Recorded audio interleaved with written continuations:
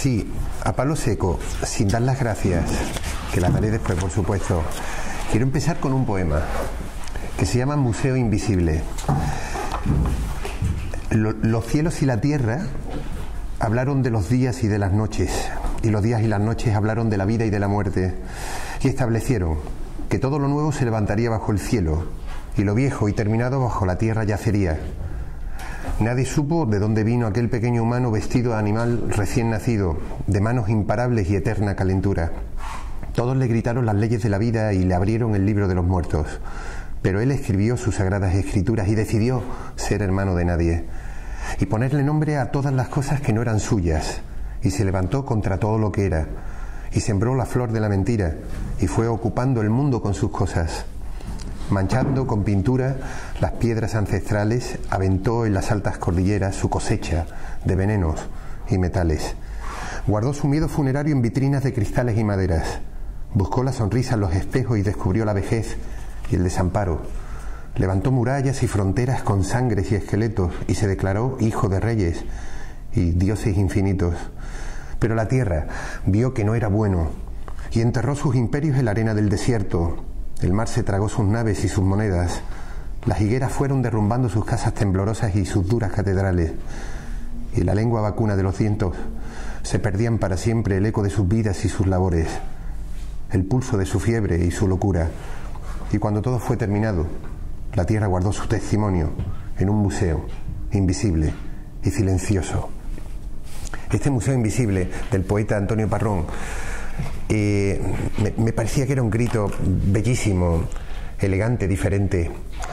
Soy un profesor que anima a todos sus alumnos, da igual de lo que sea la materia, a dejarse llevar por un poema, empezar el día con un poema que tenga que ver con lo que va a ocurrir a lo mejor a lo largo de la clase.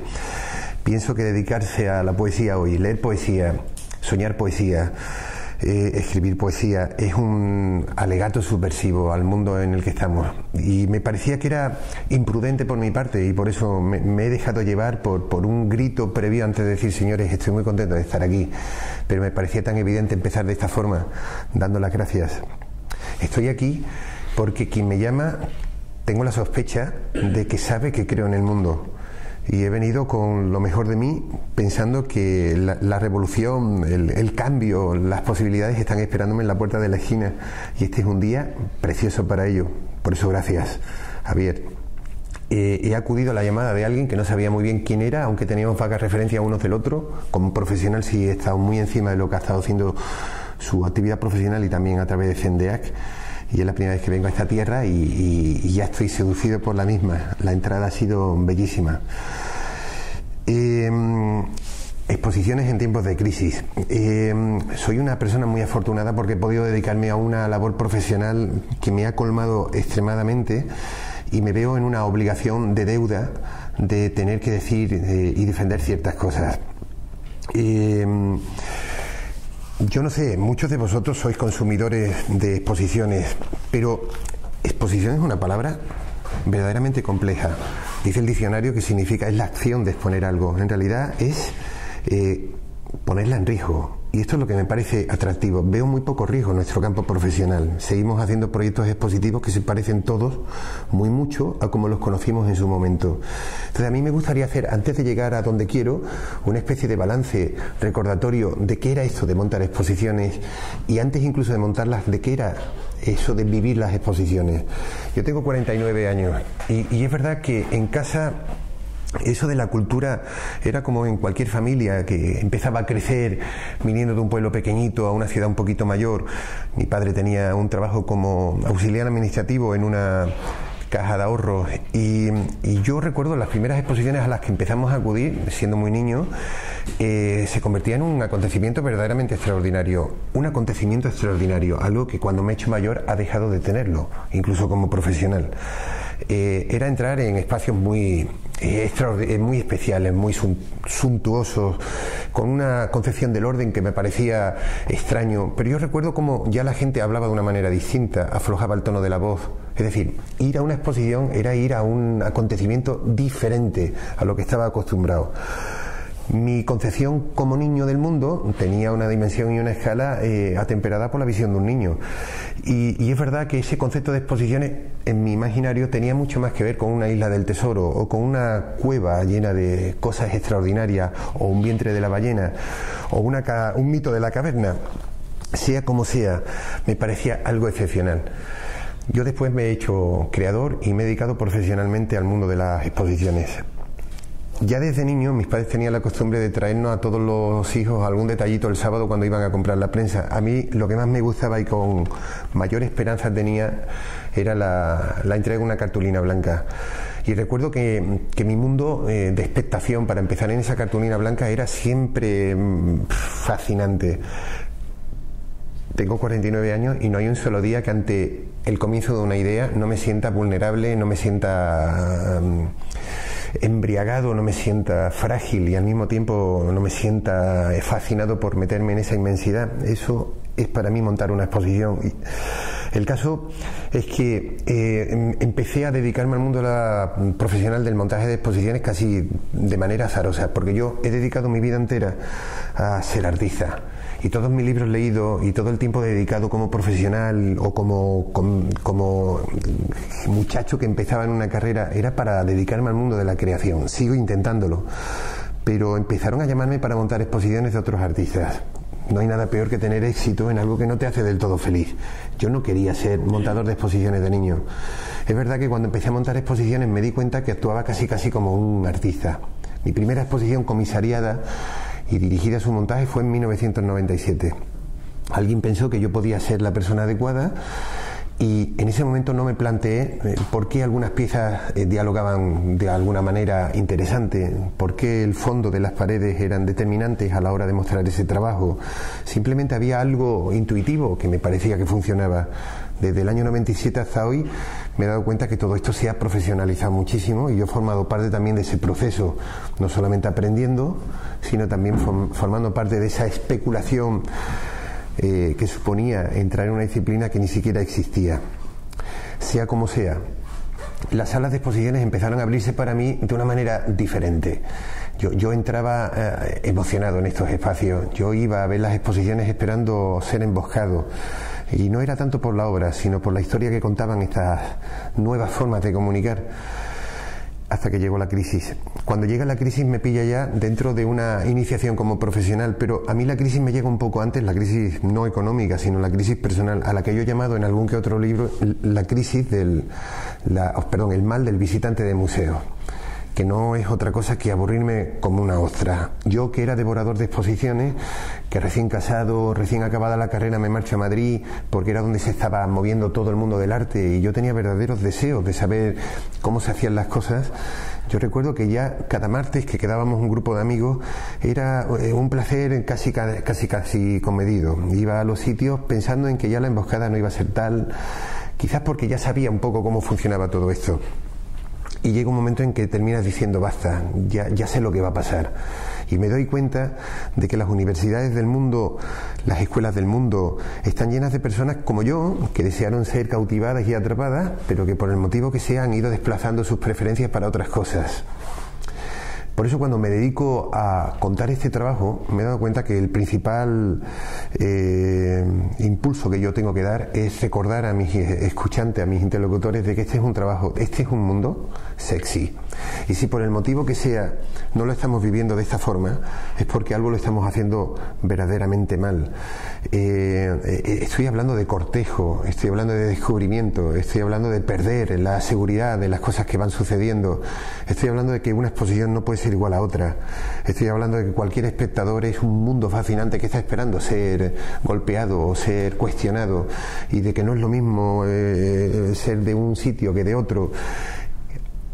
En definitiva, montar una exposición implica asumir verdaderamente riesgos en donde te va la vida en ello. Como profesional, todo lo que has apostado, todo tu trabajo, todo tu esfuerzo, no puede ser de cualquier manera. Yo tuve la suerte de encontrarme con una persona a la que admiraba muy profundamente. Este señor se llamaba Paco Molina Yo creo que es muy posible que lo puedan hasta encontrar todavía en algunos territorios, sobre todo bibliográficos. Paco Molina era un señor que aparece en Sevilla en la época inmediata del inicio de la democracia, cuando, como han llamado algunos historiadores, la década de la ilusión, cuando llega la libertad y la libertad creativa copa las grandes instituciones que se están formando en ese momento, diputaciones, ayuntamientos. Todo el mundo quiere tener un espacio expositivo, todo el mundo quiere contar historias a través de un lenguaje expositivo. Y este señor viene con una mirada absolutamente transgresora. Yo era un joven muchacho cuyos padres conocían a este señor y un día fui a verlo montar una exposición. Os puedo asegurar que aquel día fue para mí uno de los primeros impactos de lo que iba a ser después de mi profesión. Era como trabajar en un lienzo en blanco, como trabajar en una gran cartulina blanca, como un enorme director de orquesta, tomando decisiones en el espacio, casi como un coreógrafo. Aquello me pareció fascinante. Pensé que aquello requería dominio del espacio, conocimiento del medio, conocimiento científico de lo que tenía entre manos. Me pareció que era atractivísimo sentirse dueño de esos lenguajes invisibles que el público no conoce. Cómo esas obras discuten entre ellas, se miran, se abrazan o se repudian y el público no lo ve, pero hay gente que tiene un sexto sentido para hacer cosas como esta y me parece que son verdaderamente extraordinarias. Cuando ya me dedico al montar exposiciones, yo viví muy poco tiempo al lado de este señor para poder aprender más y más rápidamente, pero lo he tenido siempre muy presente y es recordándome, por ejemplo, cosas que aprendí muy rápidamente, y es que el ojo manda. Él nunca utilizaba medios sofisticados para colocar las piezas. Ahora tenemos láser y herramientas que son de ciencia ficción, pero yo veía a este señor que era capaz de, con una mirada, saber que algo no funcionaba. El ojo manda significaba que aunque un cuadro esté mal colgado, si tu vista dice que está bien, esa es la que impera, porque si no tienes que estar dando explicaciones. Y estamos todos haciendo cosas y filigranas con un montón de tecnología y después resulta que aquello parece que algo no va bien, y es simplemente porque un foco está ligeramente desplazado, porque la pared no es verdaderamente recta. Hay tantos factores que pueden generar una controversia en la mirada. Así que aquel día aprendí que el ojo mandaba. Después he aprendido que la emoción lo cambia todo y que las exposiciones no pueden ser territorios carentes a la emoción. Y llega la crisis. La crisis me pilla como un joven profesional que empieza a tener un terreno en una institución en la que estuve después 17 años como director de una colección. Aprendí mucho. Me sentí muy impulsado por gente que confió en mí. Yo entré con 24 años y puse encima de la mesa cosas que yo creía que se podían desarrollar. Esto es otra de las cosas que he aprendido y trato de impulsar en mis jóvenes alumnos. No esperemos a que se nos demande. Muchas veces nuestro cliente, la institución, el público no sabe lo que quiere. Sabemos ya que sabe lo que no quiere, pero todavía no sabe cómo se hacen las cosas, si no, no serían necesarios los intermediarios. Y al final está esperando a que tú vengas con un proyecto, con una posibilidad, con un algo que marque la diferencia. Cuenta historias, me dije. Cuando llega la crisis, la recuerdo perfectamente, nos citan a todos los responsables de área. Yo llevaba la colección de arte. Le contaba antes a Javier que yo llegué a estar en un arco con una cartera de inversiones de 371.000 euros. Eso no lo tenía ni el Centro Andaluz de Arte Contemporáneo.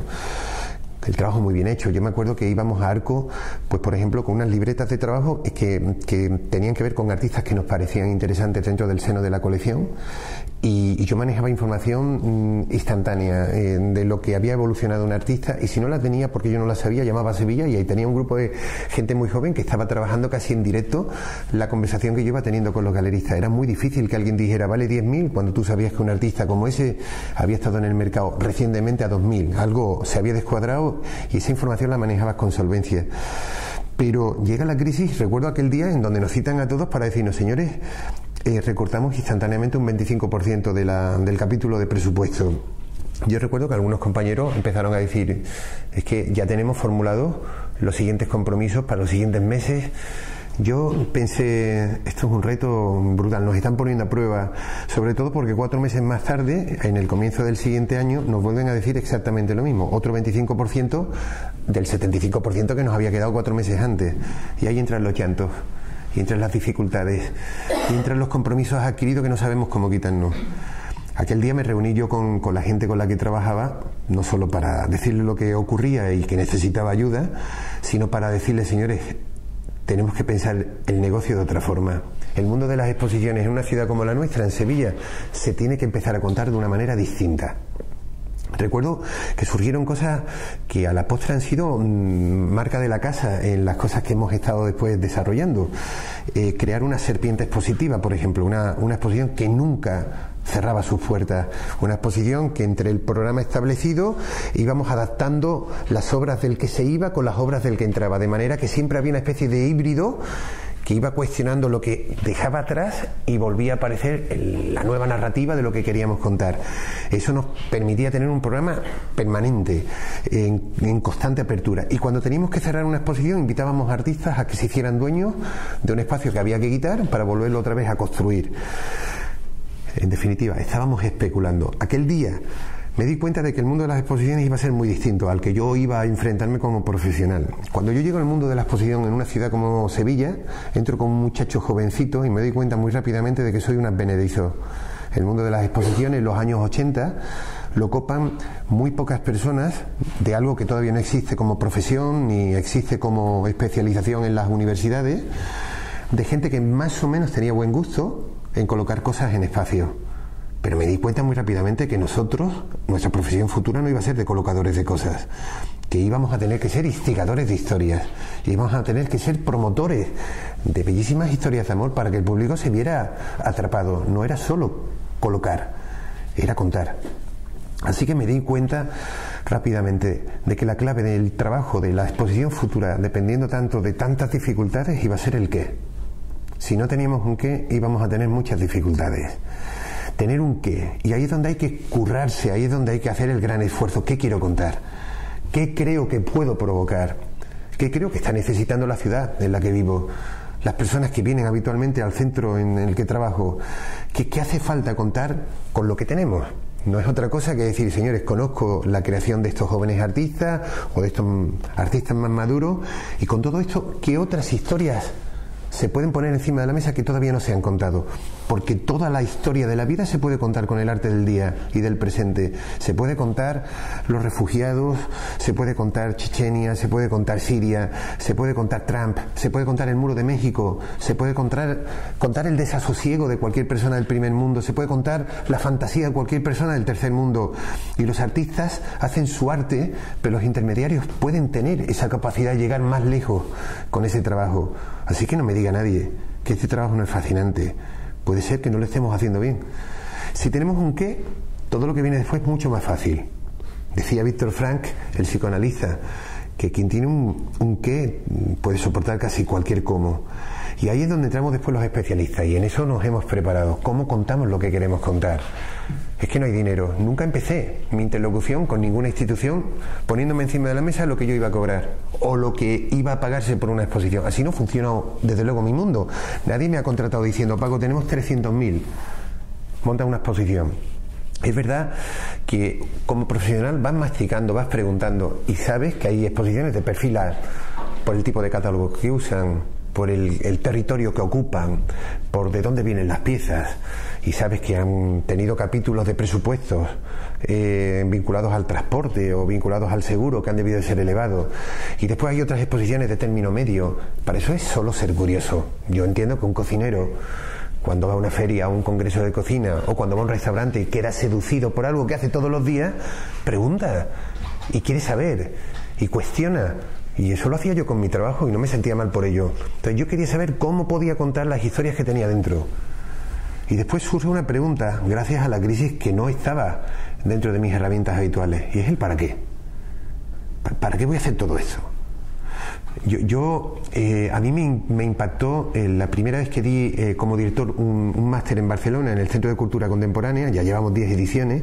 El que entonces era director, que es Josep Ramoneda, que es un periodista muy conocido en el mundo catalán y español, conectado a varios medios de comunicación. Este señor, el día de la charla inaugural del primer curso, dijo: una exposición tiene sentido solo si lo que se tiene que contar tiene que ser contado en cuerpos positivos. Porque si se puede contar de otra manera, ¿para qué vas a invertir tanto tiempo y tanto trabajo y tanto presupuesto? Si se puede contar en un CD, si se puede contar en un vídeo, si se puede contar en un libro, en otro soporte, ¿para qué vas a encontrar un camino tan largo, tan arduo, que reclama tanto trabajo cooperativo, tanto trabajo colegiado, donde tanta gente participa, entra y sale? Así que hagamos proyectos que se tengan que contar de verdad en cuerpos expositivos, si no, esto tendría poco sentido. ¿Qué? ¿Cómo? ¿Y para qué? Esas eran mis premisas a la hora de abordar cualquier proyecto. ¿Ven? No han escuchado cuánto. Yo nunca he preguntado de cuánto hay para hacer un proyecto. Y nunca me lo han dicho. Simplemente yo trataba de hacer un esfuerzo supletorio para decir qué tipo de exposiciones se han hecho en este centro que me contrata. Y podía imaginarme el tipo de esfuerzo económico. Y creo que me he pillado muy pocas veces los dedos, pero me he dado cuenta que mis interlocutores quieren ser convencidos. Normalmente el interlocutor de un centro, el director de programación o el director de un museo, lo que hace es que mientras te está escuchando en ese pequeñito dossier que dice qué es lo que vas a hacer y cuánto y cómo vas a hacerlo, cuánto tiempo y tal, el tío está escuchándote, haciéndose así con la cabecita, pero está moviendo las paginitas. Lo que está buscando es la última página en negritas que pone precio con IVA o precio sin IVA. Y me he dado cuenta, como cualquier jugador de póker, porque esto no deja de ser algo parecido, que se hace así. Yo pienso, ya me he equivocado yo porque le ha parecido barato, y empieza el tío a sentir la conversación, pero si empieza a escucharme todavía con la manita puesta en la última página, es que algo no le está cuadrando. Entonces tienes que ser extremadamente cautivador, y quiero hoy decir que no se puede cautivar a un otro si no os queréis la historia, porque si la historia no os la queréis, no es vuestra de verdad, no la habéis hecho vuestra, lo más seguro es que este cortejo salga con muchas dudas y tú no eres tan evidente y empiezas a hablar con cortes y con apuro. Yo no podría hablar de algo de lo que no amo, pero podría hablar de física cuántica si hubiera tenido un profesor que me lo hubiera hecho amar seguramente, aunque no tenga ni idea de física cuántica. Y otra de las cosas que he aprendido gracias a la crisis no solamente ha sido desarrollar mi campo profesional, sino enseñarlo. Y me he dado cuenta que esa práctica nueva que aparece en las universidades, que llaman museografía, que aparece con una puerta lateral, en una especie de cuatrimestral, aparece en algunas escuelas de arquitectura, aparece en algunas escuelas de humanidades, de historia del arte, y aparece también en algunas escuelas de bellas artes. Hoy tengo que decir que un concurso público que implique la edificación o el proyecto de un museo, si no tiene en el equipo a un museógrafo, que no es todavía disciplina universitaria, no puede optar al concurso. O sea, algo se ha hecho bien en este interín de hacernos imprescindibles.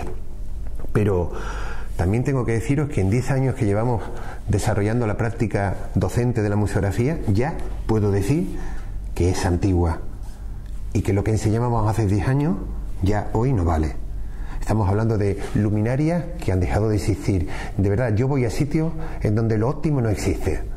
Voy a lugares donde no hay las lámparas que me gustaría tener, ni la tecnología que me gustaría disponer, y lo que no hago es bajar los brazos. Al contrario, pienso, ¿qué puedo hacer con una cosa como esta? Y tengo que agradecer a espacios que han sido muy poco cariñosos conmigo, muy poco confortables, porque me han hecho dar lo mejor de mí. A gente poco preparada que me quería ayudar y realmente estaban simplemente para decir ya tengo una actividad más en mi centro, y que al final me han enseñado a recordarme por qué amo mi trabajo. Así que yo tengo que dar las gracias a la crisis, porque me ha hecho llegar de otra forma, primero con humildad y después recordándome por qué escogí este camino. Yo no entré por carambola, ahora me doy cuenta. Entré porque, a pesar de que me piden la primera exposición, yo sin saber muy bien por qué, me daba cuenta de que yo tenía criterio. Era un criterio que no sabía muy bien de dónde había salido, pero me daba cuenta de que había colores que no armonizaban con lo que tenían colgado. Me daba cuenta de que había una sensación de apelmazamiento cuando aquello se podía haber mostrado de una manera mucho más elegante, más silente, y ahí tenía mucho que ver mi mirada al mundo como pintor. Así que dije un día, no tengas miedo y pon encima de un papel por qué piensas que están sucediendo las cosas que te salen casi de manera intuitiva. Cuando decides pintar una pared azul, ¿por qué lo haces? Así empecé, y casi como un abecedario empecé a poner en mis documentos los motivos por los que tomaba decisiones. Ahí empezaron a surgir las primeras ideas de lo que después terminaría convertirse en un máster que ha ido rolando por varias universidades y que ahora tenemos con sede en Ciudad de México, Barcelona, y si todo sale bien volveremos a llevarlo a Sevilla. El borde de todas las cosas. Hagamos que quienes quieran estudiar estas posibilidades lo hagan con un deseo vehemente de recordarse que esto es maravilloso. Da igual montar exposiciones o hacer cualquier otra cosa, pero uno tiene que saber que lo hace manejando recursos ajenos, y que lo hace además aspirando a cambiar el mundo. Muchas veces me digo a mí mismo: Paco, cuidado, eres museógrafo y puedes cambiar el mundo. Puedes cambiar la actitud de la gente que va a una exposición sin saber lo que se va a encontrar. Puedes hacer que de repente aparezcan historias que no te pertenecen ni a ti ni al artista. Historias que tienen que ver con su vida y tú las has activado o has ayudado a activarlas. Y cuando un abuelito con un nieto en brazo está más tiempo del que tú prevés, algo de magia ha sucedido. Y tú has debido tener una cosa como esta. Y siempre les digo a todos mis interlocutores: no soy el vino, pero soy la copa.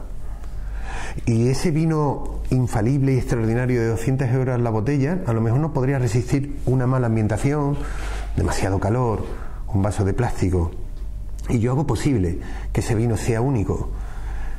Hago posible incluso que un vino que no merece la pena tenga unas connotaciones extraordinarias para mi consumidor y mi interlocutor, porque he hecho posible el terreno abonado para el sueño, para el sosiego, para la lentitud que a lo mejor falta en el mundo de los museos.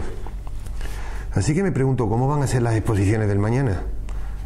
Y tengo claro una cosa: tengo plena seguridad, y creo que también lo comparto con muchos compañeros, que no van a ser como las que tenemos hoy. No sabemos cómo serán, naturalmente, pero estamos peleando por contar el mundo de otra forma. Cuando la crisis llega y se agudiza o de manera evidente se hace visible en 1997 con la caída, en 2007 con la caída de Lehman Brothers, viene como un tsunami. Lo primero que afectó en Estados Unidos fue al mundo de la cultura, donde la cultura está sostenida por manos privadas, no es como en Europa y especialmente en España, que está todo subvencionado. Y yo dije: qué buena suerte vamos a tener, por gente muy cualificada y muy preparada se va a ver inmisericordiamente en la calle y va a tener que poner todo lo aprendido al servicio de otra manera, de otra manera de hacer las cosas. Por primera vez el museo y la práctica del museo de calidad tiene que salir por obligación a la calle. Es muy posible que ahora veamos barrios que se van a transformar por cómo se cuentan. Es muy posible que se tengan que dibujar diseños urbanos porque gente que ha salido de un museo, especialistas en recorrido, en discursos, tenga que poner su talento al servicio de otras cosas. Pero cuando la crisis llega a España, solo muy poco más tarde, 1 o 2 años más tarde, llega solamente con cuerpo de dinero, de dificultades para hacer las cosas. Y no lo vimos como una oportunidad. No hemos tenido nunca gente tan preparada en el mundo del museo como ahora. Y sin embargo lo hemos llenado de miedo. Parece que sin dinero no somos capaces de contar las cosas. Yo les digo a mis jóvenes alumnos, si han visto en alguna película de ciencia ficción, en alguna nave espacial, alguna exposición, si han podido ver algún cuadro colgado como los vemos ahora en las casas más selectas del planeta, que a veces parecen de ciencia ficción, si el arte ha aparecido de alguna forma en esas películas de ciencia ficción, que muchas veces decimos que es la premura, se nos están contando cosas que ya están pasando y se nos cuentan en películas y decimos: oh, cómo se mueven las pantallas, y estas pantallas ya se estaban moviendo hace, por lo visto, bastantes años. ¿Cómo será el arte del futuro? ¿Cómo se tendrá que contar? Porque fíjense, la exposición está mutando porque la vida muta. Y no podemos estar enseñando el mundo de las exposiciones como hace 10 años, porque ya no existe el mundo de los 90. Todo ha cambiado. Carolina Marín, triple campeona mundial de bádminton, cuando justo gana el 3er campeonato, le preguntan en una entrevista hecha en El País: ¿has jugado como nunca? ¿Has jugado mejor que nunca? ¿Has innovado como no has hecho antes? ¿Cómo será el próximo mundial? Y la respuesta me pareció maravillosa: si juego así de bien, no lo ganaré. Porque el bádminton cambia en cada torneo. Tendré que innovar, tendré que evolucionar, y creo que este es un grito de guerra que tendremos que hacernos todos nosotros. Yo les pido a todos los que me escuchan: haced de nuevo de todo esto algo chulo. Haced de nuevo el hecho de que una familia tenga verdaderamente deseos de coger un sábado para venir a ver una exposición. No porque lo dicen los medios, sino porque pueden ocurrir cosas para las que no estamos preparados. ¿Cómo lo hacemos? Yo creo que hay que volver al origen de todo esto. Hay que volver al origen en el que alguien era capaz, un día de imposibilidad para cazar, porque llovía torrencialmente, de contar una historia tan extraordinaria que era capaz de seducir al grupo entero para no salir de esa cueva aunque saliera el sol. Hay que volver a proyectar significados, creando diálogos y, sobre todo, contando historias más allá de la simple seducción visual. En este mundo de las exposiciones todo importa. Todo. No es solo arquitectura, no es solo presupuesto, no solo es programa, no solo es una buena dirección, es todo. Y ya tengo que deciros que cuando la emoción entra por las puertas de un museo, todo lo que es superfluo sale por las ventanas. Estamos construyendo museos imposibles. Los estamos dotando de obras estériles, menos de emoción verdadera, esa que reclama calma y deseo, y una cosa que apenas hablamos en el mundo de las exposiciones: amor. Y creo que en algún momento el mundo se rebelará. Creo que se sublevará contra todo eso que no está hecho con corazón, para corazones que necesitan algo más grande. Colecciones de nada, colecciones vacías. Sin embargo, sabemos que las cosas son importantes, ahora ya lo sabemos, por cómo están presentadas. Esto lo hemos aprendido, por ejemplo, de los últimos yacimientos. No son cosas hechas con materiales nobles las que tenían valor para determinadas civilizaciones. Ahora ya sabemos que algunas de estas piezas eran valiosas para aquellos pueblos por dónde se han descubierto, por dónde estaban colocadas o cómo estaban colocadas. Si estaban colocadas al lado del gran señor de aquella tribu.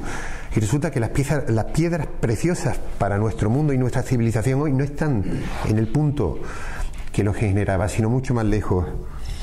Si hacemos una mirada esencial, en esto, por ejemplo, son especialistas los centros comerciales. Yo estudio muchos centros comerciales porque me están dando claves que tengo que llevar al mundo del museo. El centro comercial hoy es el gran laboratorio. Está preparado para público que cree que lo necesita, pero en realidad entra en una trampa mortal. Yo soy especialista en esto, vivo de esto. Y voy a comprar 6 botellas de agua y media docena de huevos y me traigo paté de champaña, que además se me va a olvidar en la despensa porque lo voy a guardar para un día especial y va a caducar seguramente. Me voy a traer cosas que no estaban en mi lista de la compra, en mis necesidades, solo porque me las han podido mostrar con un cariño extraordinario. Lo han hecho bien. Me han convencido sin darme cuenta, aún sabiendo de que era algo previsible. Las líneas de flotación jerarquizadas para el consumidor, las más importantes, la copan los productos que la pagan. Jamás verán a Colacao o a Coca-Cola a ras de suelo. Ese producto lo tienen establecido productos de marca blanca de la casa o lo tienen productos mucho más baratos. Tienen el territorio de la calidad. Y alguien con un criterio extraordinario ha sabido colocar Colacaos entre productos que a lo mejor están hechos en rojos o en azules, para que el amarillo sea una captación desde el exterior. Pero oye, todos lo sabemos, ¿eh? El buen camarero sabe poner el producto en el lugar señalado para hacerlo atractivo. Y el gran vendedor de frutas y de hortalizas sabe poner esas naranjas washingtonas entre plátanos y otras naranjas que son de otro color para hacerlas llamativas, no las mezcla. Y no ha estudiado museografía en ninguna universidad. Las colas de un centro comercial están preparadas para hacernos entrar en esa emboscada. Entramos siempre por una puerta y tenemos que recorrer todas las cajas, que casi siempre están vacías. ¿Por qué no hay una puerta desde la entrada para entrar directamente? Porque están dándonos información. Y cuando vemos que hay una cola ya importante, alguien ya salta por megafonía. Siempre hay una Margarita, acuda a caja 4, con idea de dar agilidad, pero en realidad Margarita no está en su trabajo, porque lo que quieren es generar una sensación de éxito incluso a las 3 de la tarde. ¿Cuánta gente hay comprando aquí?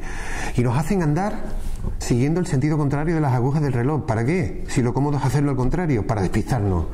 Que te quieren tener más tiempo. Y por supuesto suena el Titanic a las 3 de la tarde, Celine Dion, y tú vas con un carro que nunca se mueve recto y que se te va doblando para que una mano esté concretamente colocando. Nunca puedes ir rápido, no puedes echar un carro a andar y que el carro, eso está todo preparado. No es que cojas siempre el carro que está estropeado, está hecho para que estén más tiempo. Está sonando el Titanic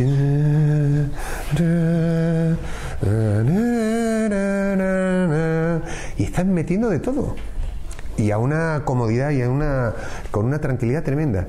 Y ya a las 8, cuando te tienen que sacar de allí, es cuando ponen el Shakira y te ponen la marcha, y entonces empiezas a correr a toda velocidad. Hay zonas que llaman calientes y zonas que llaman frías, y las zonas calientes venden el producto de necesidad inmediata, y te das cuenta que esas zonas calientes tienen una iluminación que no tiene nada que ver con las demás.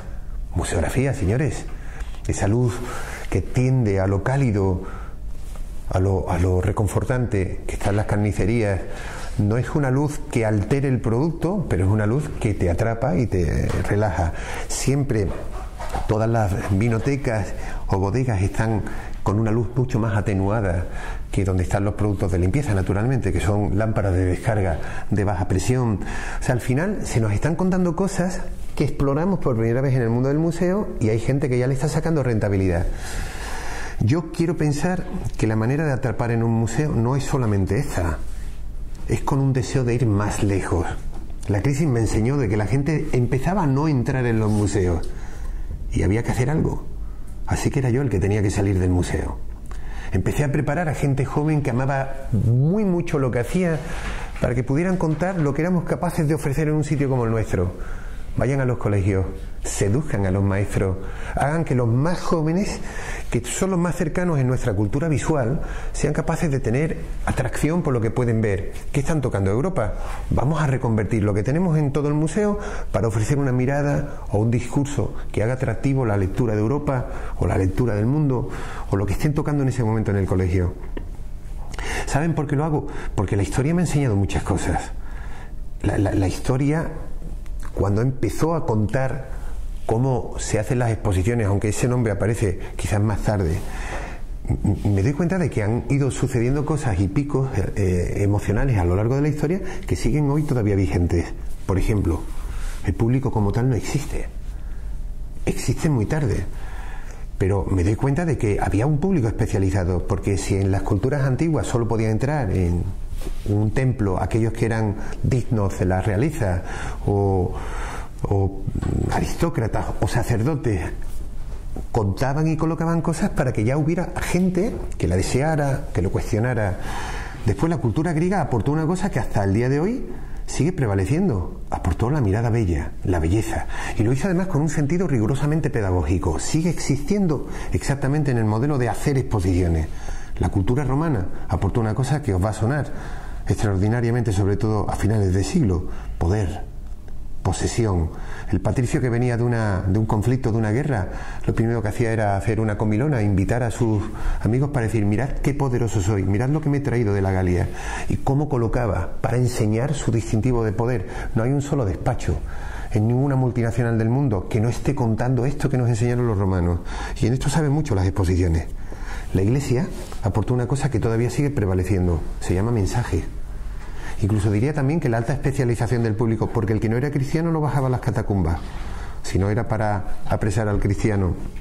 Entonces me doy cuenta de que en las exposiciones, en muchos conflictos expositivos, que no son solamente los del museo, sino en aquel lugar donde queremos contar quiénes somos, porque en eso consiste exponer, Yo hago psicología espacial en mi trabajo y doy parte de esta materia en las universidades en donde estoy trabajando. Señores, da igual a qué te dediques, pero si entras en un despacho vas a saber muy rápidamente quién es vuestro interlocutor, que no tenéis que buscar en una página de estas de redes, de directivos, si tiene, y esto lo estamos viendo ya en los museos, cómo es la entrada del museo, dónde está la gente que se antecede, cómo te dan los buenos días, cómo te miran a los ojos, cómo te dicen hola, cómo son los pasajes del museo. Dice Jorge Wagensberg, decía don Jorge Wagensberg, para mí uno de los grandes comunicadores del mundo de la museología, científico además de profesión, que la cola de un museo es museología, y que la tienda de un museo es museología, y que todo lo que afecta a un museo es museología. Y yo, como museógrafo especialmente, me doy cuenta de que todo lo que afecta a un museo es museografía.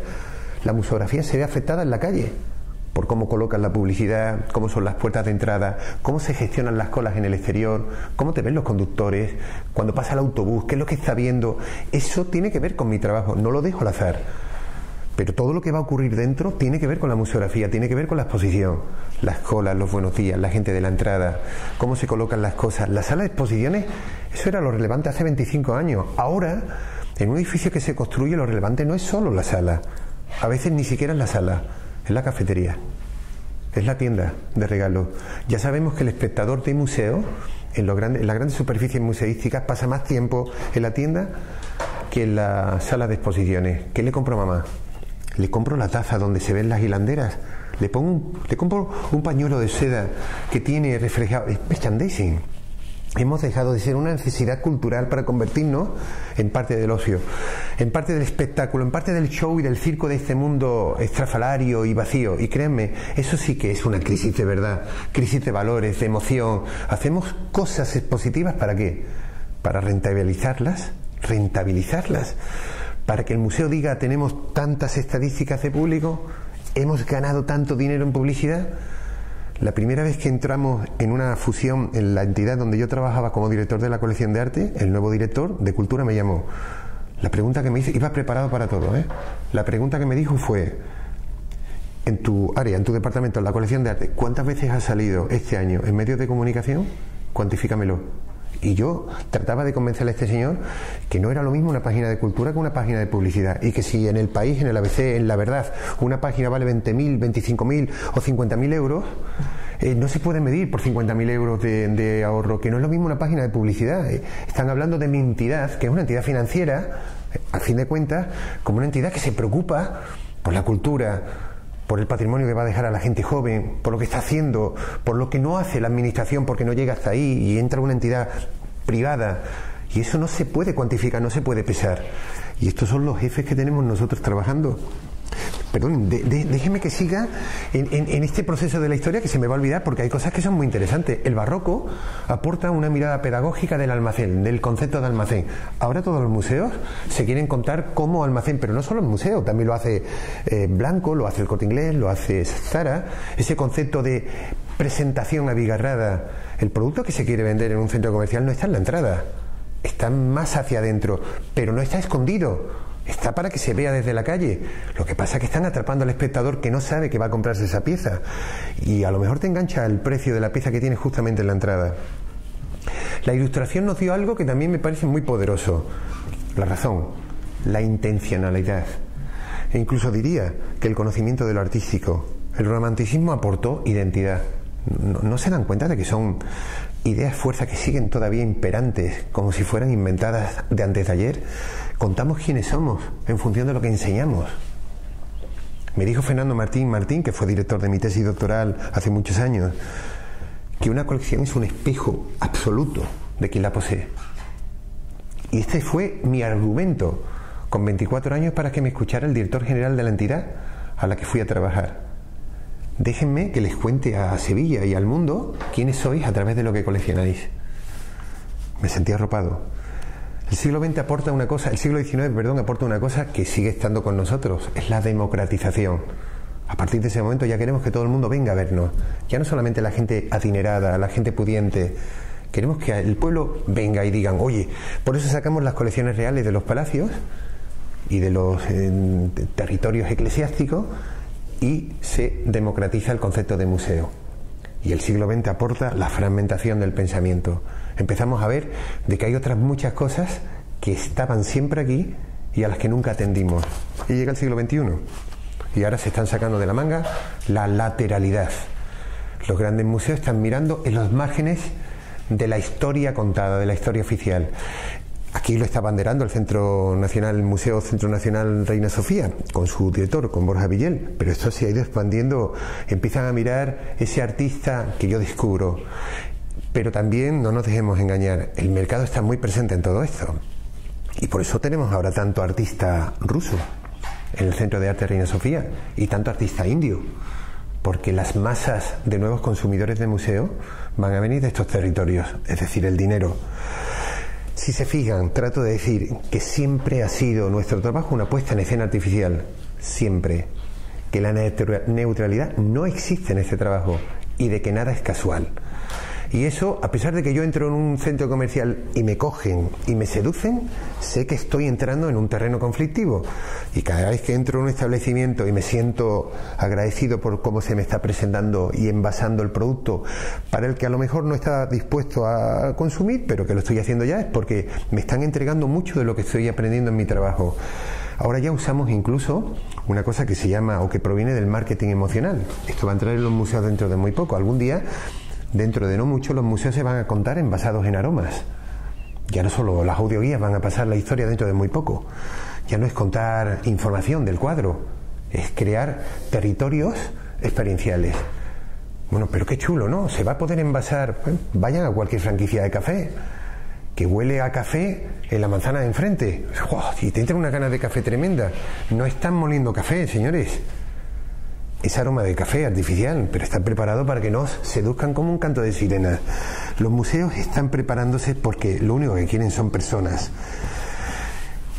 Si hemos aprendido algo, si he aprendido algo con vehemencia, os lo tengo que decir, es a abrazar el desafío. Este es el mundo al que yo pertenezco. Vamos a dejarnos de cuenta de tonterías, vamos a dejarnos de llantos. Que no es perfecto, de acuerdo, pero con todo eso, ¿qué puedo hacer? ¿Cuál es el peaje que debo pagar para poder ofrecer una historia, por primera vez, para algunos espectadores, que sea única, que sea maravillosa? Amigos míos, hoy en Murcia me gustaría decir, señores, nada está perdido. No solo en mi trabajo, sino en otras muchas cosas. Los museos serán exactamente otra cosa. Exactamente lo que sus moradores quieran.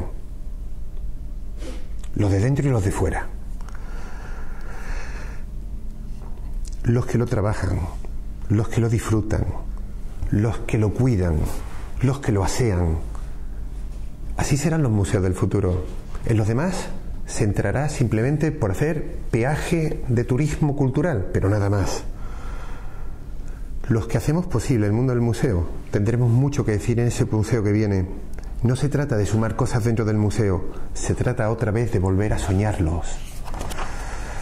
Así que este es el mensaje que yo hoy quisiera lanzar como un náufrago en el CENDEAC desde Murcia al mundo entero. Sé el poder que tienen las redes, el poder expansivo, y quiero que un chaval de Buenos Aires, una muchacha de Toulouse o cualquier persona que está soñando con dedicarse a una profesión tan mágica como esta, de que todavía la gran exposición está por hacerse, que las grandes preguntas en el mundo de la exposición aún no se han formulado y que tendremos que cuestionarnos las cosas de otra manera.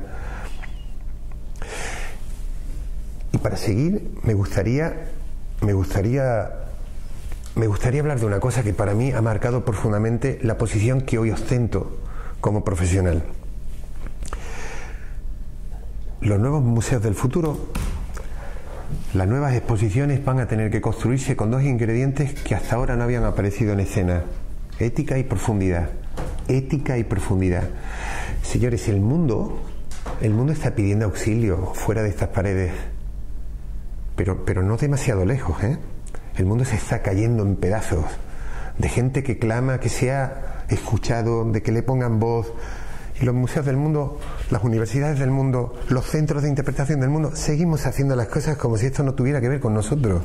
Formamos a grandes profesionales como si esto no nos alterase. El mundo pide auxilio, ¿y qué hacemos? ¿Qué estamos contando? Lo primero que me he hecho ha sido cuestionarme para qué sirve mi trabajo.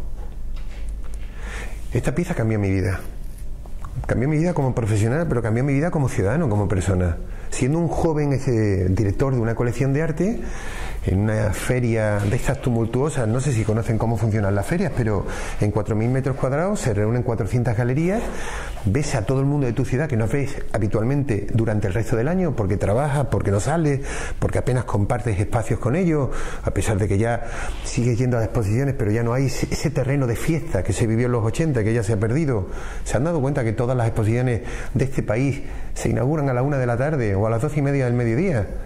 No lo hacen para los espectadores, importamos muy poco, lo hacen para los medios de comunicación, para salir en las ediciones de televisión. Cuando yo empecé en este trabajo, las grandes inauguraciones eran a las 8, a las 9 de la noche. Se acababa bañándose todo el mundo en cerveza. Era un auténtico privilegio estar en esas exposiciones. Universidad de Bellas Artes entera, Historia del Arte entera. ¿Quién es quién? Estábamos todos presentes en aquellas exposiciones. Compartía espacios codo con codo y peleaba con cualquier artista emergente, con cualquier tío que tenías como referencia, cualquier mujer que estaba haciendo cosas importantes en los años 80. Ahora todo es aséptico, todo es limpio, todo es formal. Llegan los medios pensando los directores que los medios te van a exponer mucho más y a difundir mucho más.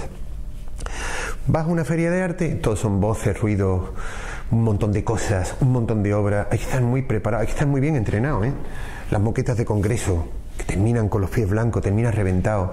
Un día de arco, eso es un día que no soportaría ningún deportista de élite, ¿eh? O sea, porque tú vas consumiendo y no te vas dando cuenta, pero de repente llega a la hora de la cerveza y no te sientas, te echas, te tiras. Te da igual revolcarte en el suelo, porque además tuvieron la ocurrencia genial de no poner sillas para que la gente no se quedara hablando. Y después se dieron cuenta en los años 90, mediados de los 90, de que a lo mejor había que pensar en territorios que después llamaron los tipos es la adaptación visual. Que eso lo recogieron de grandes centros museísticos del mundo. Espacios que no tenían contenido para que el espectador tuviera una transición entre un espacio y otro.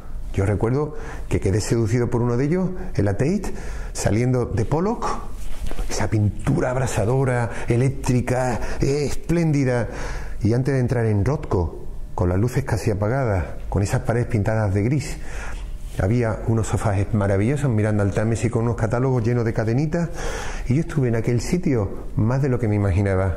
Me relajé. Cuando llegué a Rothko entré preparado para hablar bajito y para dar las gracias a mi buena estrella por aquel regalo. Si yo llego a entrar de Pollock a Rothko, os aseguro que entro media exposición a toda velocidad por culpa del anterior, que además estaba haciendo su papel. En las ferias de arte empezamos a construir islas de adaptación visual para frenar el pulso del espectador. Los queríamos. Ya que no vendemos, que estén con nosotros. Y entonces tenemos estadísticas de público que son extraordinarias. Pero en los finales de los 90, principios del 2000, alguien levantó la voz de alarma. Hubo galeristas que dijeron, oye, cuidado, que estos sitios son más atractivos que nuestros stands. Quítenlo de nuevo. Y empiezan otra vez a reducir la presencia de estos espacios. Yo, si hubiera sido galerista, hubiera dicho, ¿qué es lo bueno que tiene este espacio enfrente mío? Voy a aprovecharme de esta forma de contar las cosas. Pero en medio de aquella feria o de una de estas ferias, recuerdo que siguiendo la obra de un fotógrafo que ya entonces me parecía interesante para la colección, porque una colección es tener muy claro cómo se quiere ser. Yo recibo un conjunto de piezas a las que llamábamos fondos, pero tener una colección implicaba tener un ADN, un cuerpo, un tronco, una estructura, unos apellidos. ¿Cómo queremos ser? Y nos dimos cuenta que había un nutriente importante de artistas andaluces, pero en el siglo XX ya los artistas andaluces no solo no viven en Andalucía, sino que se van al mundo, se impregnan del mundo. Así que necesitamos gente de fuera que viniera a recordarnos por qué estábamos haciendo las cosas que estábamos haciendo. Por eso tenía sentido mirar, por ejemplo, a un fotógrafo portugués como es Paulo Nozzolino. Íbamos buscando una pieza y yo voy a decir lo que me ocurrió, porque esta pieza me lo trastornó todo. Estaba hablando con un galerista especializado en fotografía contemporánea sobre otro artista. Y yo estaba viendo esta foto en mi perspectiva de la conversación en el almacén. Normalmente los almacenes de ferias como Arco son mucho más atractivos que las exposiciones, porque la obra está puesta de otra forma, no hay esa intencionalidad, ese vestido. Y estaba viendo la pieza, es una pieza prácticamente de este tamaño, apoyada en el suelo, y yo recuerdo que mi conversación empezó a derivarse hacia la fotografía. Yo ya no me estaba enterando de lo que me estaba diciendo ni de quién hablábamos, estaba empezando a seducirme. Creo que esto es un síntoma cuando me preguntan jóvenes coleccionistas, ¿y cómo sé que acierto? Lo sabrás, porque cuando se compra con alma se está acertando. Cuando compras por información, por especulación, por rentabilidad, es posible que te puedas equivocar, pero cuando compras con pasión desmedida, ¿qué más da? Que el artista después no tenga un lugar en el mercado. Si lo compraste es cautivado y enamorado.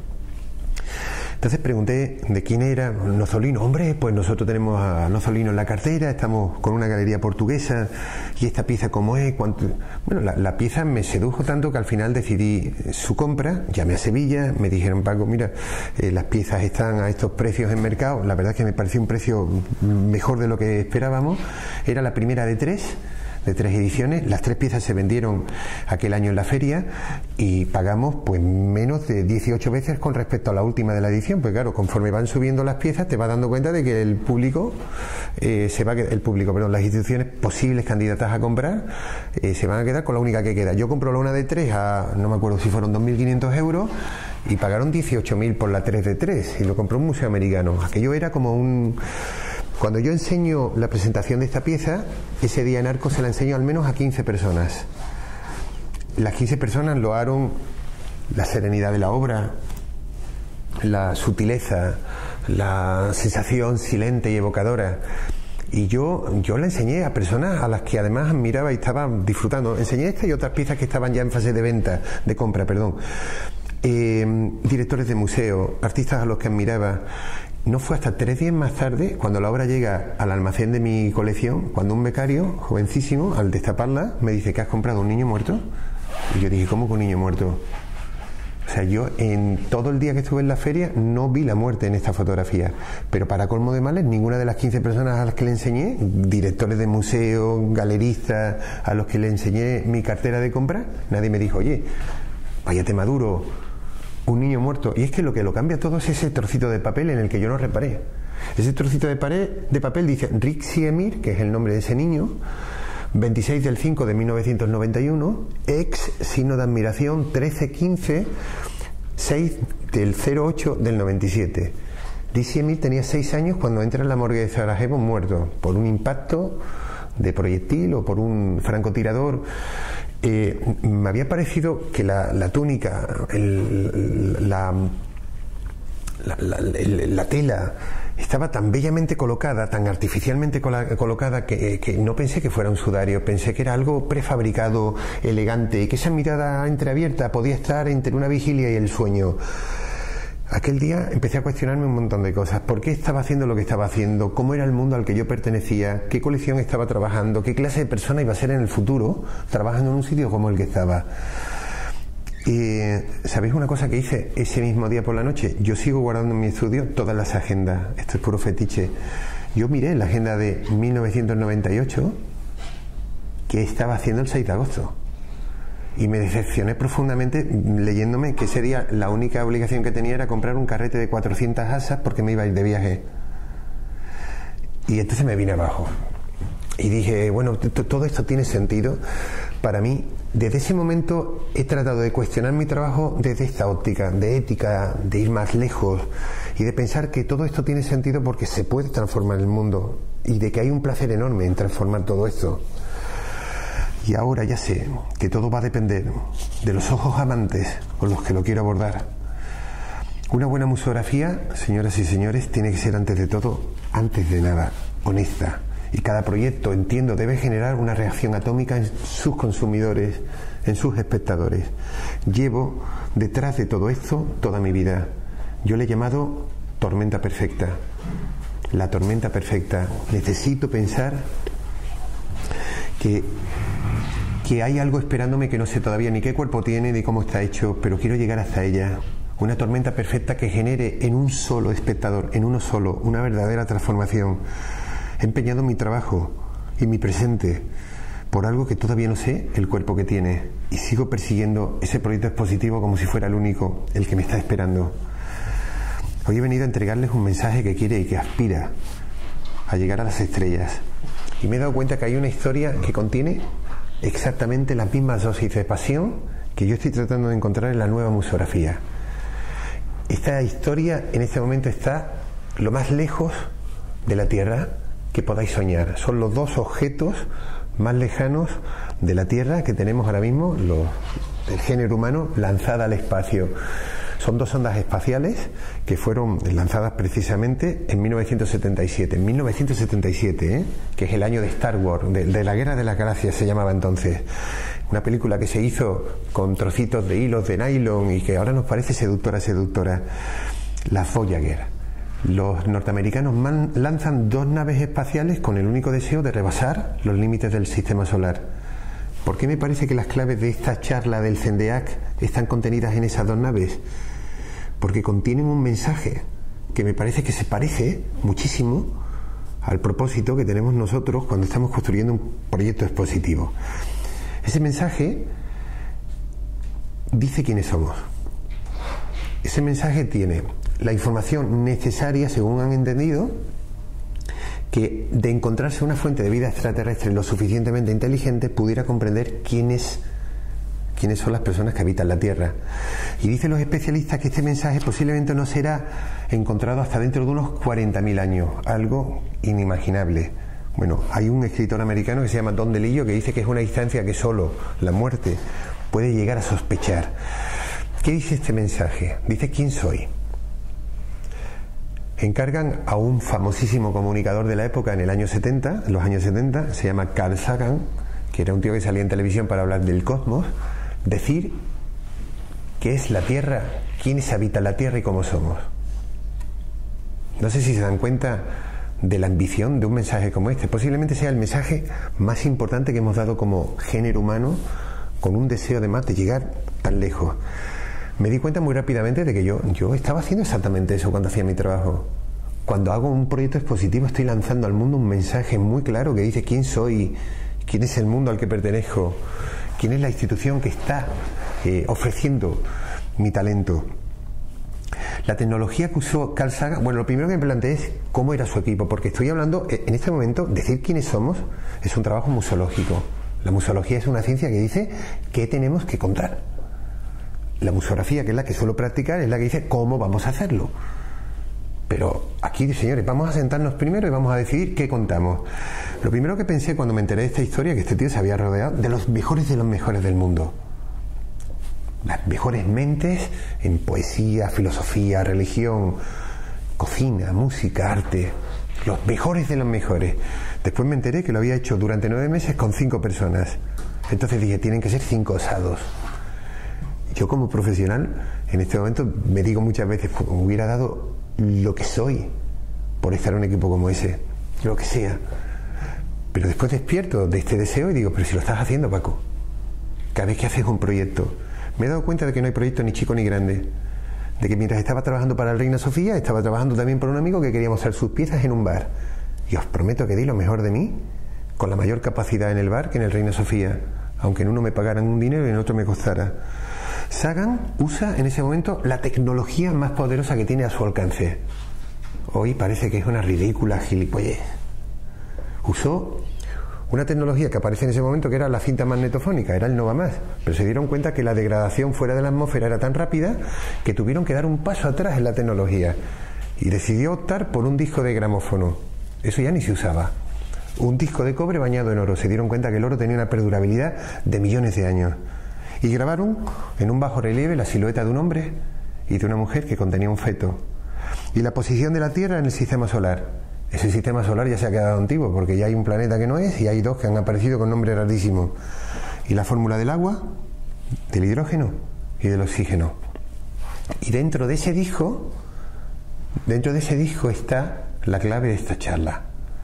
Esa clave que va a cambiar vuestra predisposición a la hora de ir posiblemente en el futuro a cualquier exposición. Ese disco de oro contiene 90 minutos de sonido grabado, era lo que daba la tecnología de ese momento, y 110 imágenes fotográficas, no daba para más. Bueno, tengo que decir que la tecnología jamás soñada también la puso a disposición este señor, se llama imaginación, que se nos está olvidando porque la estamos delegando en nombre de la tecnología. Imaginación, no hacía falta el Nova Más. De hecho, cuando lo descubra una fuente de vida inteligente, o como sospechan muchos, los que seamos dentro de 40.000 años, es decir, nosotros las personas, y cuando encuentren eso se van a reír, igual que se ríe un niño del móvil que saco yo, porque dicen que ahora hay un móvil que hace, o sea, la tecnología envejece tan rápidamente, pero la imaginación siempre ha pertenecido al género humano como subsistencia y supervivencia. Así que una de las historias más bellas que hemos contado está contenida en un disco.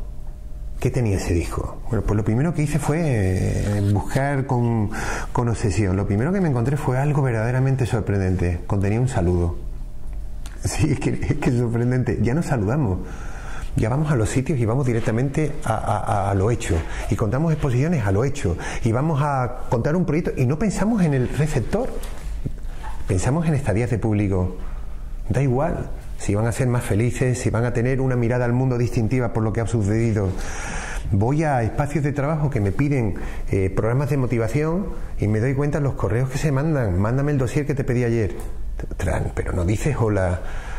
Miren, os voy a decir una cosa. Yo sé el nombre de todos los consejes, limpiadoras, limpiadores y ponedores de café de todas las universidades donde trabajo. Todos. Pero además llego con mi cuadernito y le digo, oye, ¿tú cómo te llamas? Yo, Bea, digo, es que me vas a poner el café todos los días y quiero que te acuerdes de mí. Y cuando llega el día siguiente digo, Bea, y me dice, ¿qué quieres, Paco? ¿Qué quieres, mi alma? El café como siempre. Y me miran todos los compañeros, llevo un día de trabajo. Eso hace que yo dé las clases de una manera muy diferente. Y sé el nombre de los vigilantes de seguridad. Y a veces tengo que darles las gracias, me han ayudado enormemente. Lo mejor de mi trabajo se lo debo a estas personas que no dirigen museos. A un vigilante de seguridad que he llegado encabronado, he llegado tarde, voy a una reunión donde se me va a recortar presupuesto, no vengo feliz, por supuesto, pero cuando voy a entrar en el ascensor digo, que yo, a tu hijo lo operaron ayer, ¿cómo está? Y el tío se levanta y me dice, Paco, eres el primero que me has preguntado por mi hijo, y digo, ostras, y cuando me da las gracias de esa manera, Paco, es que tú eres importante, y yo me monto en el ascensor, me voy con esta cara recordando lo que me acaba de decir el guardia de seguridad, y digo, tío, con qué poco este tío me ha quitado de un plumazo la mala leche que traía, y seguramente voy a encontrar una actitud muy distinta a mis interlocutores ahora cuando tengo que hablar de dinero. Vamos a los sitios y no sabemos con quiénes trabajamos. ¿Cómo pretenden ustedes que un proyecto expositivo que colegia la participación de muchos profesionales salga bien si no sabemos quiénes son la gente que trabajan con nosotros? ¿Cómo se puede hacer? Yo recuerdo que los momentos más bonitos de mi vida los he pasado de madrugada o de noche en un museo. He ido más temprano de la cuenta sin gente, o me he quedado el último sin gente, y a veces aparecía una limpiadora o aparecía un vigilante de seguridad, y me daba cuenta de lo importante que era mi trabajo para personas en las que no había reparado. Cada vez que he montado un proyecto expositivo he cogido a todas las personas que van a vivir alguna vez esa experiencia, una limpiadora que tiene que limpiar. Mira, quiero que sepas que esta pieza, y le doy claves para que ella se sienta necesaria en la exposición. Todos los conserjes, ujieres y vigilantes de sala saben de qué van nuestros proyectos. Hablo con ellos, les cuento y les hago partícipe. Un saludo en los 56 idiomas de la Tierra, saludos que tenía ganas de descubrir y que me parecieron fabulosos. Decían, saludos a ti, quien quiera que seas, y bienvenidos en la amistad a los que son amigos. ¡Wow! El griego clásico, claro. Pero después me busqué el español y me decepcionó profundamente. Decía, hola y saludos a todos. Y yo decía, bueno, ya está, y se ha cortado. Sí, yo iba buscando un algo más atrevido, más canalla, más divertido. Además de estos saludos, pues contiene imágenes de elefantes, de lobos, de pájaros, de chimpancés, de volcanes, de océanos, de chozas, de edificios, del edificio de la ONU, de un tractor, de un tren. Lo que más me gusta son los sonidos. Hay el beso de una madre, la lluvia, la risa de un niño hilarante, el grito de un chimpancé. Y hay algo que me parece súper maravilloso. Está una de las piezas más bonitas de Bach, tocadas por Glenn Gould. Así que durante 9 meses estos señores tuvieron que decidir si poner a Mozart o poner a Bach, porque no cabían los dos. Tuvieron que decidir si dejar de atrás algo tan grande como un holocausto o como un Auschwitz, o aceptar las bendiciones de la tierra, porque tenemos que decir quiénes somos y quiénes aspiramos a ser. Y en el último minuto de grabación de este disco está contenida toda esta charla. En el último minuto de grabación de ese disco está contenida una historia de amor. Andruyan tenía 27 años, formaba parte del equipo de Sagan y estaba perdidamente enamorada de él, y Sagan le pidió en matrimonio en esos 9 meses. Estaba tan feliz y tan radiante que no se le ocurrió otra cosa que proponer un electroencefalograma de las ondas cerebrales de una mujer enamorada. El último minuto de grabación del mensaje más poderoso e importante que hemos lanzado al universo contiene las ondas cerebrales de una mujer que ama profundamente. Suena una traca de petardo. ¿No es mágico todo esto? Una botella lanzada a la inmensidad del mundo para contar lo mejor de nosotros, y lo que contamos es una historia de amor. Así que hoy les diría a todos, y da igual a lo que se dedican, que pase lo que pase y hagan lo que hagan, cuenten historias de amor. Que sea lo que nos está esperando, tiene que saber que cuenta quiénes somos y que pertenecemos a ese proyecto. Cada proyecto, cada posibilidad tiene que ser una historia, y hagas lo que hagas, haz amarlo. Así que dejadme que os diga que este mundo es fascinante porque yo lo quiero. Y que a pesar de que todo se me pone a veces en contra y que todos los recursos se me hacen cada vez más difíciles, este mundo que me está esperando en esta profesión sigue siendo fascinante, vital, y que para ello soñar es imprescindible. Así que reivindico hoy, desde aquí y ahora, el poder del amor y de la imaginación para mi trabajo. Os invito a que soñéis que esta profesión aún tiene mucho riesgo que ponerse por delante ante nosotros, y que cada vez que monto un proyecto expositivo estoy lanzando una botella con un mensaje que quiere contar que la historia que yo ofrezco es una historia única. Para finalizar, quiero entregarme hoy con una muy sentida despedida, y no es más que otra cosa que un manifiesto vehemente de un muchacho que sigue siendo niño a pesar de que el cuerpo de 49 años trata de impedírselo, y le he llamado Manifiesto de la Museografía Creativa y combativa. Lo pude publicar en el año 2011, pero sigue siendo mi testimonio, mi deseo, mi decálogo. Comenzaba con una brevecita de Felipe de Montebello, que fue el director de más de 30 años que tuvo el Metropolitan de Nueva York, y dijo algo así como: siempre hubo retos. Y dice así: yo me acuso de adorar una crisis, esa crisis de la economía de la tentación, que no de la necesidad, tal como dice el comunicador Norberto Chávez. Me acuso de adorar una crisis que aparece removiendo lo establecido, de aquello que gozaba las prebendas del poder, doblegándolo y rebajándolo. Me acuso de adorar a la crisis que dicen que está acabando con el arte y con la imaginación y con la fe de los artistas dependientes de las ayudas para su producción, de esa crisis que está acabando con los comisarios conniventes con el poder, con los críticos crípticos, con los galeristas subvencionados que ahora son vencidos, con los gestores de la cultura rentable y con todas esas instituciones culturales que no creían más que las estadías de público y en las apariciones en prensa. Me acuso de aplaudir una crisis que se lleva por delante todo aquello que sustenta artificialmente, con los medios que depara el poder, la misma crisis que no puede llegar hasta aquellos cuyas acciones siempre estuvieron motivadas por la verdad. Los que están sumergidos en la espesura, casi sin aire, pero no por ello inmóviles. Me acuso de ser instigador, ideólogo, activista, y diría que casi guerrillero, de una pequeña causa que aspira a cambiar el mundo desde nuestras acciones, con tolerancia pero con firmeza. Me acuso de soñar con la excelencia, aunque ésta no se entienda, de buscar y propiciar las emociones más íntimas de mi trabajo. Son las únicas emociones que son verdaderas, porque son mías. Me acuso de defender posiciones personales y vitales, porque creo en un arte que es experimentado solamente desde la individualidad. Aunque la intermediación de la museografía, que es la disciplina que profeso, se dirige al colectivo social priorizando su democratización y accesibilidad. Me acuso, al fin, de amar mi trabajo, de soñar cualquier cosa y concederle su lugar, porque todo es posible al comienzo de una idea, de bendecir la soledad del museo cuando lo recorro solo, a deshoras, con la excusa de la supervisión del proyecto de turno. También de amar los sonidos del montaje y de amar sus aromas y los flujos de aire en ese espacio, de amar cómo se hablan entre ellas las piezas que he colocado, de amar los miedos que tengo ante cada inicio de exposición y, por supuesto, de amar la sorpresa del público y reconocer que esta experiencia me pertenece porque es solo mía.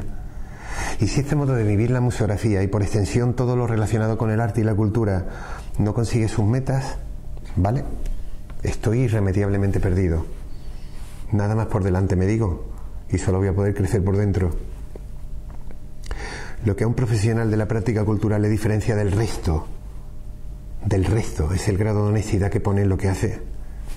Así que creo que solo nos toca trabajar con la verdad. Esta es la única vía que veo para el futuro de nuestra profesión. Siempre a la aventura. En 1914 apareció un anuncio en prensa en los periódicos de Londres que ha dado la vuelta al mundo de la comunicación, pero sigue pareciéndose muy mucho al anuncio que yo pude haber visto en algún lugar para dedicarme a esta profesión. Lo firmaba Ernest Shackleton, un experimentado navegante marino que buscaba una tripulación. Decía así: se buscan hombres para viaje extremadamente peligroso, sueldo bajo, frío intenso, meses de absoluta oscuridad, no es seguro volver con vida, honor y reconocimiento en caso de éxito. Y el tipo montó una tripulación entera.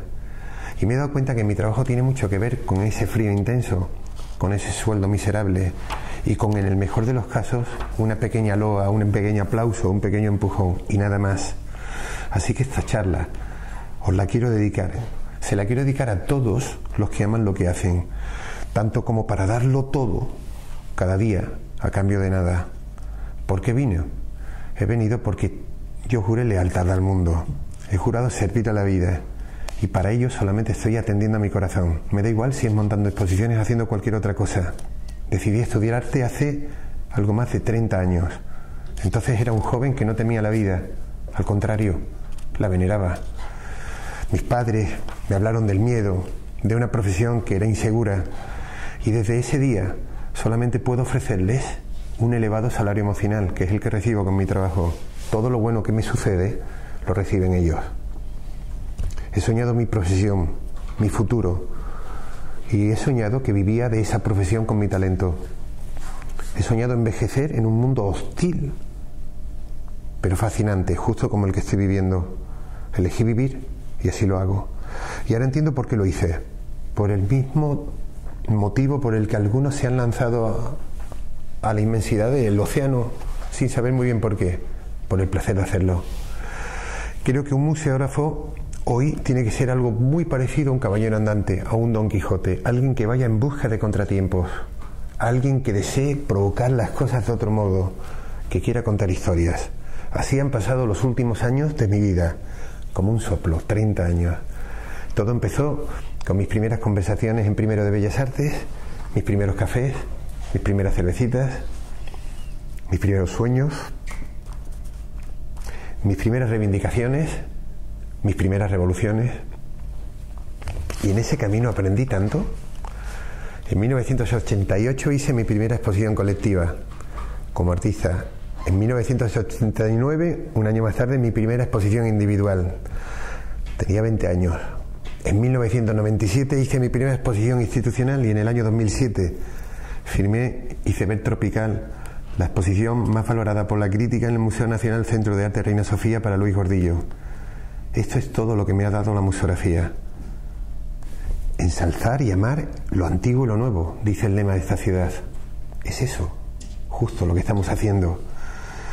Señoras y señores, el arte puede cambiar el mundo y yo lo sé, porque cambió el mío. Muchas gracias.